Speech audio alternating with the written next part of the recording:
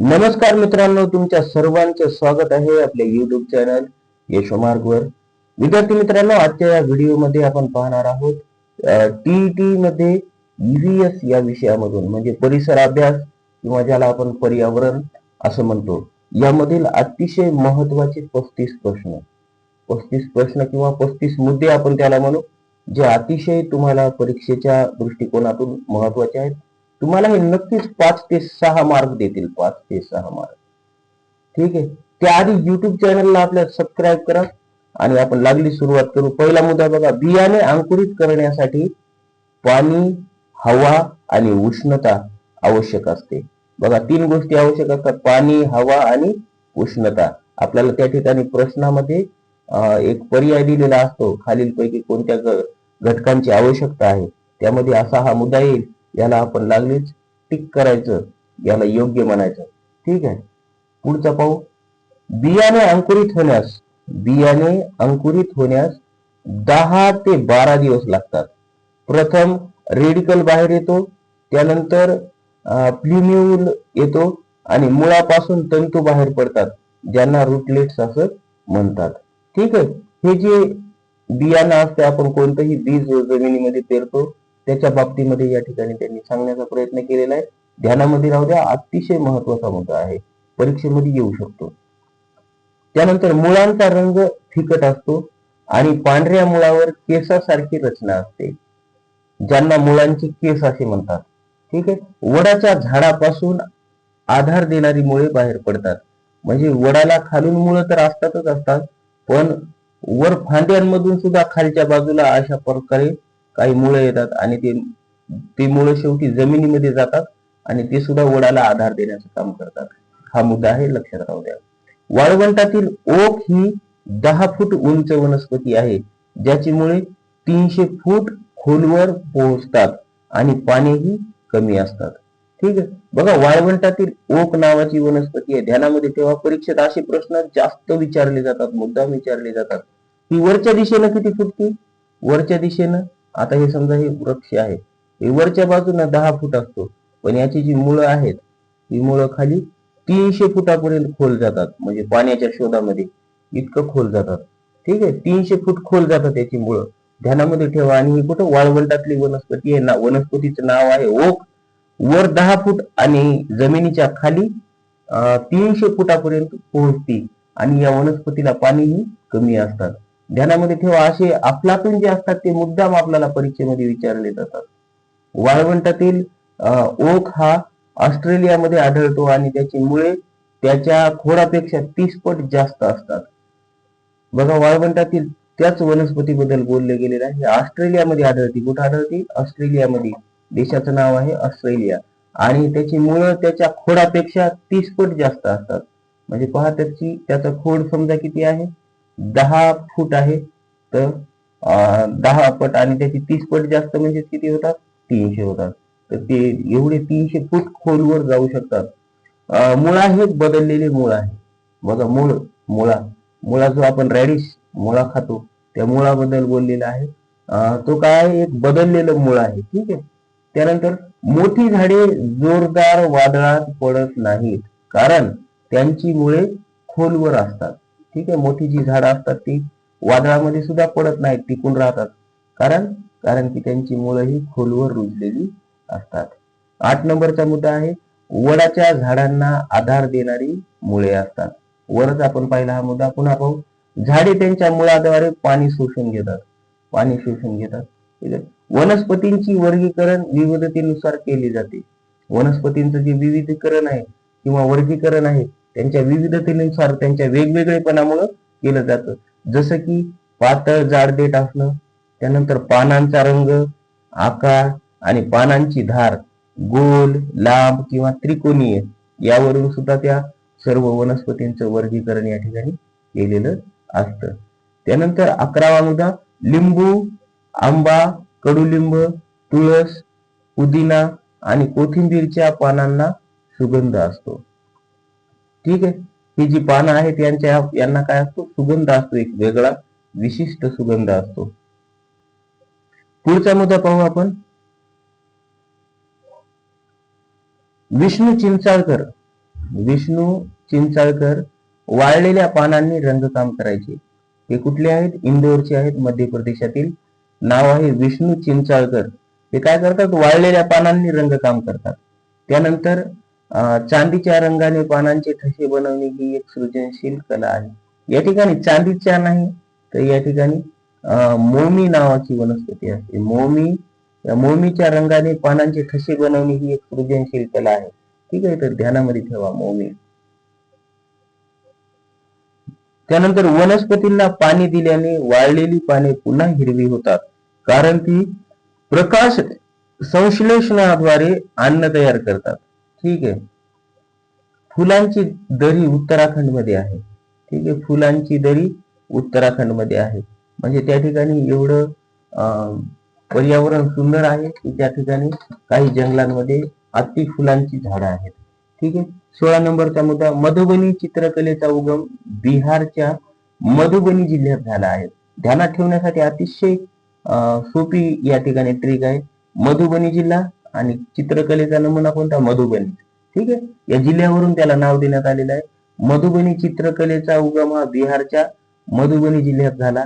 या चित्रात मानव, प्राणी, झाडे, फुले, पक्षी, मासे आणि इतर प्राणी निळ आणि हळदीचे रंग तांदळाच्या पेस्ट मध्ये मिसळून तयार केलेले आहेत. ठीक आहे. या मधुबनी चित्रामध्ये आपल्याला बघा केवढे पाहायला मिळतात. काय काय मिळतंय?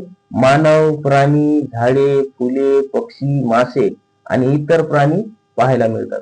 त्यासह निळ आणि हळदीचे रंग तांदळाच्या पेस्ट मध्ये मिसळून तयार केलेले आहेत. ठीक आहे. 17वा मुद्दा, फूल हे वनस्पतीचे पुनरुत्पादक अवयव आहे. त्याचे 4 भाग असतात: पाकळ्या, सेपल्स, स्त्रिके आणि पुकेसर. ठीक आहे. बघा, फुल हे वनस्पतीचे पुनरुत्पादक अवयव आहे. म्हणजेच या ठिकाणी फर्टिलिटी होते, या ठिकाणी पुनरुत्पादन केलं जातंय. जसं की त्यांचं जननांग आहे असंही आपण या ठिकाणी म्हणू शकतो. त्यांचे 4 भागामध्ये विभाजन आहे. पहिली काय? पाकळ्या असतात, त्यानंतर सेपल्स असतो, त्यानंतर स्त्रिके असतात आणि त्यानंतर पुकेसर असते. परागकणांचे दाणे पावडर सारखे असतात.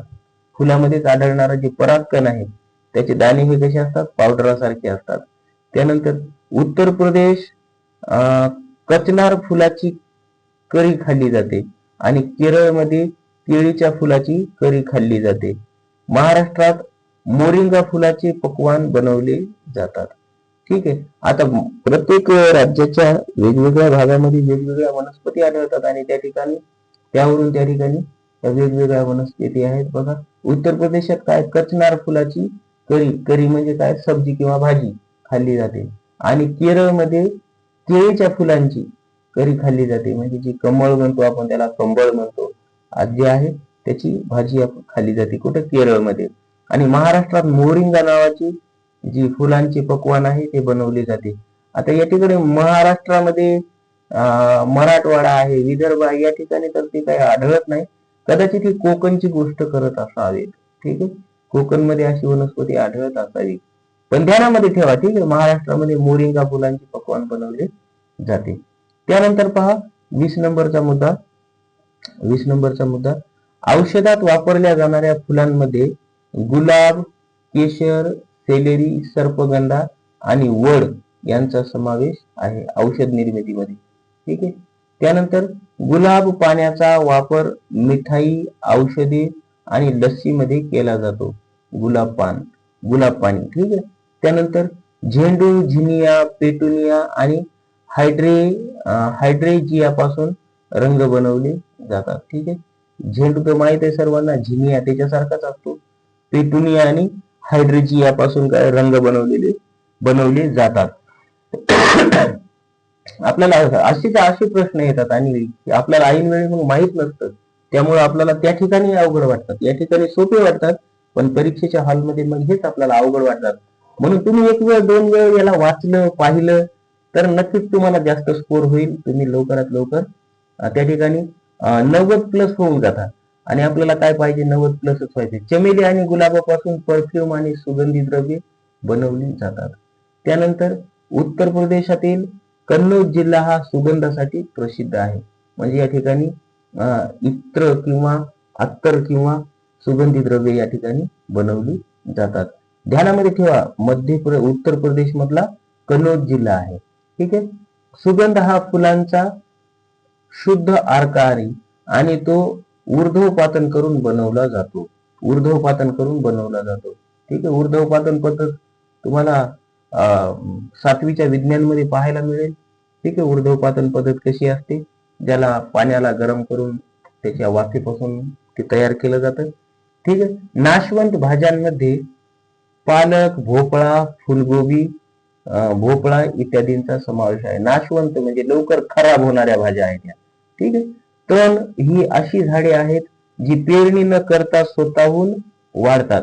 ती सर्व खत आणि पाणी शोषून घेतात, जसे की गवत, आणि आपल्या इकडे महाराष्ट्रामध्ये गाजरे गवत म्हणतो आपण त्याला, गाजरे गवत. ठीक आहे. अशा अनेक वनस्पती आहेत ज्या न पेरताही शेतामध्ये फुटतात, येतात आणि त्यामुळे शेतीचे नुकसान करतात. रात्री फुलणारी फुले पांढरी आणि सुगंधी असतात.